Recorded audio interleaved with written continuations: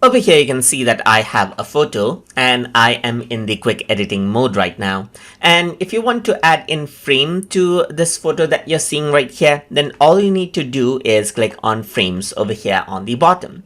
So once you go around and click over here, there's different frames that you can select from, as you can see. So you can go around and select, let's say for example, this round frame right here, and the frame is added in. You can go around over here and then resize out the picture within the frame and place it wherever you want over here as well, and press the check mark button in order to apply it. You can go around and select out other frames right here as well, and then you can see that the frame just gets changed right here, and you can go around and resize the picture and place it wherever you want right here.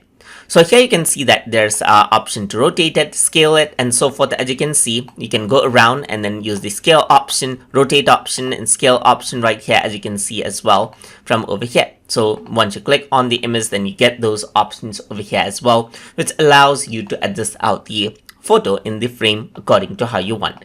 And that is how you can apply frames inside of Adobe Photoshop Elements from the quick editing mode.